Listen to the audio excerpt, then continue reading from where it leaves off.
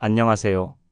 저는 서울의 한 병원에서 근무하고 있는 정형외과 원장 김정환입니다.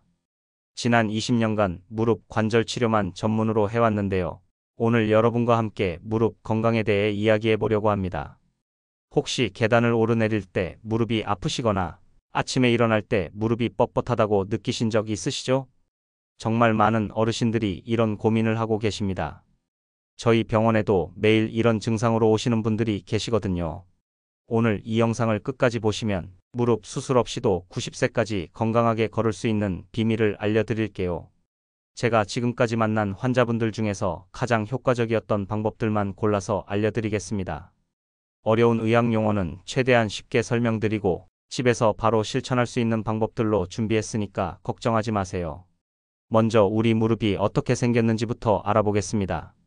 무릎은 정말 놀라운 관절이에요. 우리 몸에서 가장 큰 관절이면서도 가장 복잡한 구조를 가지고 있거든요. 무릎 안을 들여다보면 뼈와 뼈 사이에 연골이라는 게 있습니다. 이 연골은 마치 자동차 타이어처럼 충격을 흡수하는 역할을 해요. 그리고 관절액이라는 끈적한 액체가 있는데 이건 기계에 넣는 윤활유 같은 역할을 합니다. 젊을 때는 이 모든 부품들이 완벽하게 작동해요. 하지만 나이가 들면서 변화가 생기기 시작합니다. 60대가 되면 연골이 조금씩 닳기 시작해요. 마치 오래 신은 신발 밑창이 닳는 것처럼요. 그리고 관절액도 점점 줄어들어서 무릎이 뻣뻣해지기 시작합니다. 가장 중요한 건 근육의 변화입니다. 무릎 주변 근육들이 점점 약해지면서 무릎이 불안정해져요. 이게 바로 무릎 통증의 가장 큰 원인 중 하나입니다. 하지만 걱정하지 마세요. 지금부터 알려드릴 방법들을 실천하시면 이런 변화를 늦출 수 있고 심지어 개선할 수도 있답니다. 그럼 무릎이 언제 도움을 요청하는지 알아볼까요? 몇 가지 신호가 있어요. 계단을 오르내리기가 힘들어지거나 아침에 일어날 때 무릎이 뻣뻣한 느낌이 들거나 오래 앉았다가 일어날 때 무릎이 아픈 것들이 대표적입니다. 또 무릎에서 뚝뚝 소리가 나는 것도 주의해야 할 신호예요. 이런 증상들이 있다고 해서 너무 걱정하지는 마세요. 대부분 적절한 관리만 하면 충분히 개선할 수 있거든요. 이제 집에서 여러분이 직접 무릎 상태를 확인해 볼 수 있는 간단한 방법들을 알려드릴게요. 제가 병원에서 환자분들에게 하는 검사를 쉽게 만든 거예요. 첫 번째로 계단 테스트를 해보세요. 집에 계단이 있으시면 10개 정도 천천히 오르내려 보시고 아파트에 사시면 비상계단을 이용하셔도 됩니다. 이때 통증이 얼마나 되는지 1점부터 10점까지로 생각해 보세요. 1점은 전혀 안 아픈 것이고 10점은 참을 수 없을 정도로 아픈 거예요. 만약 3점 이상이면 무릎 관리가 필요한 상태입니다. 두 번째는 의자에서 일어나기 테스트예요. 평소 앉으시는 의자에 앉아서 팔을 가슴에 꼭 안고 일어나 보세요. 손에 도움 없이 일어날 수 있는지 확인해 보시고 이 동작을 5번 연속으로 할 수 있는지 봐주세요. 힘들다면 무릎을 지지하는 근육이 약해진 상태예요. 세 번째는 한 발로 서기 테스트입니다. 벽이나 의자를 옆에 두고 안전하게 한 발로 30초간 서 있어 보세요. 중간에 균형을 잃고 다른 발을 땅에 댄다면 무릎 주변 근육들이 약해진 거예요. 이 테스트들의 결과가 좋지 않으셨다고 해서 낙심하지 마세요. 지금부터 알려드릴 운동법으로 충분히 개선할 수 있습니다. 제가 20년간 환자들을 치료하면서 발견한 건데 이런 간단한 테스트로도 무릎 상태를 꽤 정확하게 알 수 있어요. 그리고 무엇보다 좋은 건 이런 테스트들 자체가 가벼운 운동이 된다는 거예요. 이제 가장 중요한 부분인 운동법을 알려드릴게요. 먼저 절대 하시면 안 되는 운동들부터 말씀드릴게요. 많은 어르신들이 건강하시려고 등산을 가시는데 사실 등산은 무릎에 좋지 않아요. 특히 내리막길을 걸을 때는 무릎에 체중의 3, 4배 정도 하중이 가해져요. 그리고 계단 오르기 운동도 마찬가지예요. 건강에 좋다고 아파트 계단을 열심히 오르내리시는 분들이 계신데 이것도 무릎에는 부담이 커요. 또 깊게 앉는 스쿼트나 무릎을 꿇고 하는 운동들도 피하시는 게 좋습니다. 이런 운동들은 젊은 사람들도 조심해야 하는데 어르신들께는 더욱 위험해요. 그럼 무릎에 좋은 운동은 뭘까요? 제가 환자분들에게 가장 많이 추천하는 5가지 운동을 알려드릴게요. 첫 번째는 허벅지 앞쪽 근육을 강화하는 운동입니다. 의자에 편안하게 앉으셔서 한쪽 다리를 쭉 펴보세요. 이때 발끝을 위로 당기듯이 하면서 허벅지에 힘을 주세요. 5초 정도 유지하다가 천천히 내려놓으시면 됩니다. 이걸 한쪽 다리로 10번씩 하시고 하루에 3번 정도 하시면 돼요. 이 운동이 왜 중요하냐면 허벅지 앞쪽 근육이 무릎을 지지하는 가장 중요한 근육이거든요. 이 근육이 약해지면 무릎뼈가 불안정해지면서 통증이 생겨요. 매일 꾸준히 하시면 2주 정도 후부터 변화를 느끼실 수 있을 거예요. 두 번째는 벽을 이용한 스쿼트예요. 벽에 등을 대고 서서 천천히 앉는 동작을 하는데 무릎이 90도 정도만 구부러질 때까지만 내려가세요. 너무 깊이 앉으면 무릎에 부담이 되니까요. 이 자세에서 5초 정도 유지하다가 천천히 일어나시면 됩니다. 10번씩 3세트 하시면 돼요. 세 번째는 누워서 하는 다리 올리기 운동입니다. 바닥에 누우셔서 한쪽 다리는 무릎을 굽히고 다른 쪽 다리는 쭉 펴서 45도 정도 올려주세요. 이때도 5초 정도 유지하다가 천천히 내려놓으시면 됩니다. 양쪽 다리를 번갈아 가면서 10번씩 해주세요. 잠깐, 이 운동들을 할 때 절대 지키셔야 할 주의사항이 있습니다. 놓치면 오히려 무릎이 더 아플 수 있어요. 네 번째는 발목 돌리기 운동이에요. 의자에 앉으셔서 발목을 천천히 돌려주세요. 시계 방향으로 10번, 반시계 방향으로 10번씩 돌려주시면 됩니다. 이 운동은 무릎 주변의 혈액순환을 좋게 해주고 발목이 유연해지면 무릎에 가해지는 충격도 줄어들어요. 다섯 번째는 종아리 근육을 강화하는 운동입니다. 의자 등받이를 잡고 서서 발 뒤꿈치를 들어 올리는 동작을 해보세요. 발가락 끝으로 서는 느낌으로 5초 정도 유지하다가 천천히 내려놓으시면 됩니다. 15번 정도 반복해주세요. 이 운동들을 할 때 꼭 지켜야 할 주의사항들이 있어요. 첫째, 통증이 있을 때는 절대 무리하지 마세요. 운동 중에 무릎이 아프면 즉시 멈추시고 쉬어주세요. 둘째, 운동하기 전에 5분 정도 가벼운 스트레칭을 해주시고 운동 후에도 마무리 스트레칭을 해주세요. 셋째, 처음에는 가벼운 강도로 시작해서 점점 늘려가시면 됩니다. 넷째, 매일 하기보다는 하루 걸러서 하시는 게 좋아요. 근육도 휴식이 필요하거든요.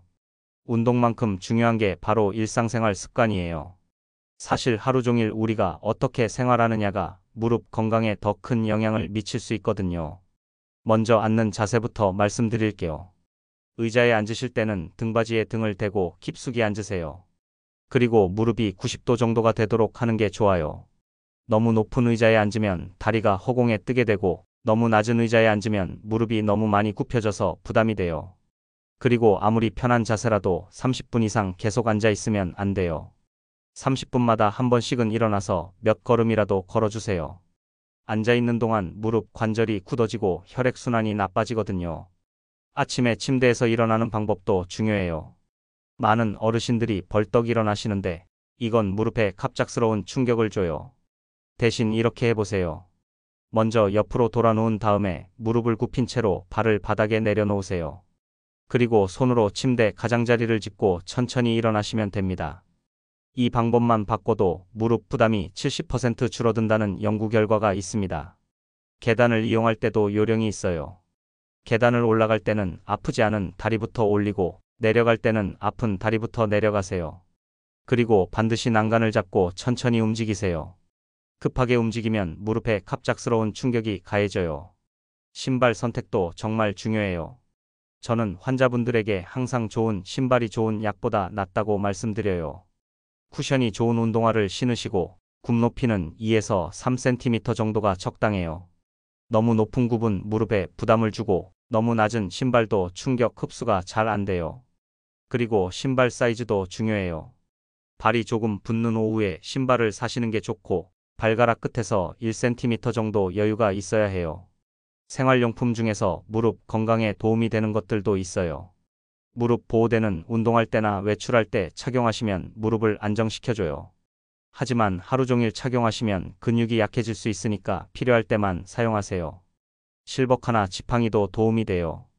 자존심 때문에 사용하기 싫어하시는 분들이 많은데 이런 도구들이 무릎 부담을 크게 줄여줘요. 특히 장거리 외출할 때는 꼭 사용하시길 권해요. 집에서는 높은 변기 시트를 설치하시면 앉았다 일어나기가 훨씬 편해져요. 그리고 욕실에는 미끄럼 방지 매트를 깔아서 넘어지는 것을 예방하는 게 중요해요. 넘어지면 무릎에 큰 충격이 가해지거든요. 이제 무릎 건강에 좋은 음식들에 대해 말씀드릴게요. 많은 분들이 음식이 무릎 건강과 관련이 있다는 걸 잘 모르시는데 사실 매우 중요해요. 우선 관절 염증을 줄이는 음식들부터 말씀드릴게요. 오메가3 지방산이 풍부한 생선이 정말 좋아요. 고등어, 참치, 연어, 삼치 같은 생선들을 일주일에 두세 번 정도 드시면 관절 염증이 줄어들어요. 제가 치료한 환자분들 중에서도 생선을 꾸준히 드신 분들이 통증이 더 빨리 좋아지더라고요. 비타민 D도 무릎 건강에 아주 중요해요. 달걀, 우유, 치즈 같은 유제품과 등푸른 생선에 많이 들어있어요. 비타민 D가 부족하면 뼈가 약해지고 무릎 통증이 더 심해질 수 있거든요. 그리고 하루에 30분 정도는 햇볕을 쬐시는 것도 좋아요. 칼슘도 빼놓을 수 없어요. 멸치, 두부, 시금치, 케일 같은 음식들에 많이 들어있어요. 하루에 800mg 정도 섭취하시면 되는데 우유 한 잔에 약 300mg 정도 들어있다고 보시면 됩니다. 이 음식들을 꾸준히 드시면 무릎 연골이 스스로 회복될 수 있다는 사실 알고 계셨나요? 글루코사민이라는 성분도 연골 건강에 좋아요. 새우나 게 껍질에 많이 들어있는데 껍질째 먹기는 어려우니까 영양제로 드셔도 됩니다. 하지만 음식으로 드시는 게 더 좋아요. 콜라겐도 중요해요. 족발, 닭발, 생선 같은 음식에 많이 들어있어요. 콜라겐은 연골의 주요 성분이거든요. 그런데 콜라겐만 먹으면 흡수가 잘 안 되니까 비타민C가 들어있는 과일이나 채소와 함께 드시면 좋아요. 반대로 피하셔야 할 음식들도 있어요. 단 음식을 너무 많이 드시면 체중이 늘어날 뿐만 아니라 염증도 증가해요. 그리고 트랜스 지방이 들어있는 과자나 튀긴 음식들도 관절 염증을 악화시킬 수 있어요. 짠 음식도 조심하셔야 해요. 나트륨을 너무 많이 섭취하면 관절 주변이 붓고 염증이 심해질 수 있거든요. 그리고 술도 적당히 드시는 게 좋아요. 과도한 음주는 뼈를 약하게 만들어요. 물 마시기도 정말 중요해요. 관절액의 90%가 물이거든요. 하루에 8잔 정도는 마셔야 해요. 한 번에 많이 마시지 말고 조금씩 자주 마시는 게 좋고 너무 차가운 물보다는 미지근한 물이 좋아요. 특히 아침에 일어나서 물 한 잔, 식사 30분 전에 물 한 잔씩 마시는 습관을 들이시면 좋겠어요. 그리고 커피나 차도 좋지만 너무 많이 마시면 이뇨작용 때문에 오히려 수분이 부족해질 수 있어요. 마지막으로 무릎이 갑자기 아플 때 어떻게 대처해야 하는지 알려드릴게요. 무릎이 갑자기 아프시면 당황하지 마시고 RIC 요법을 기억하세요. 아웃 레스트, 즉 휴식이에요. 무릎 사용을 즉시 중단하고 편안한 곳에 앉거나 누우세요. I는 아이스, 즉 냉찜질이에요. 얼음주머니나 차가운 수건을 15에서 20분 정도 대주세요. 너무 오래 하면 동상 위험이 있으니까 주의하세요. C는 컴프레션, 즉 압박이에요. 탄력 붕대로 무릎을 적당히 감아주는데 너무 꽉 조이면 혈액순환이 안 되니까 조심하세요. E는 엘러베이션, 즉 다리를 높이 올리는 거예요. 무릎을 심장보다 높게 올려주면 붓기가 빠져요. 하지만 이런 경우에는 반드시 병원에 가셔야 해요. 무릎이 심하게 붓고 열이 날 때, 걷기 힘들 정도로 아플 때, 무릎이 전혀 구부러지지 않을 때, 그리고 3일 이상 통증이 계속될 때는 꼭 전문의를 찾아가세요. 마지막으로 가장 중요한 팁을 알려드릴게요. 이것만 기억하셔도 무릎 건강을 평생 지킬 수 있습니다. 제가 20년간 수많은 환자분들을 치료하면서 깨달은 가장 중요한 3가지 원칙을 말씀드릴게요. 첫째, 매일 조금씩이라도 움직이세요. 무릎이 아프다고 해서 전혀 움직이지 않으면 오히려 더 빨리 나빠져요. 관절은 움직여야 건강해지거든요. 걷기 힘들면 앉아서라도 무릎 운동을 해주세요. 둘째, 체중 관리를 하세요.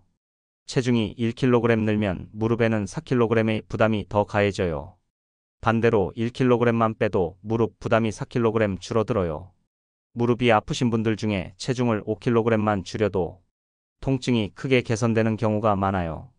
셋째, 무릎에 이상이 있으면 혼자 참지 마시고 전문의와 상담하세요. 조기에 발견하고 치료하면 수술 없이도 충분히 좋아질 수 있어요. 너무 늦게 오시면 치료가 어려워져요. 오늘도 함께 해주셔서 정말 감사합니다. 제가 오늘 말씀드린 내용들을 꾸준히 실천하시면 분명히 무릎 건강이 개선될 거예요. 무엇보다 중요한 건 꾸준함이에요. 하루 이틀 하고 그만두시면 효과가 없어요.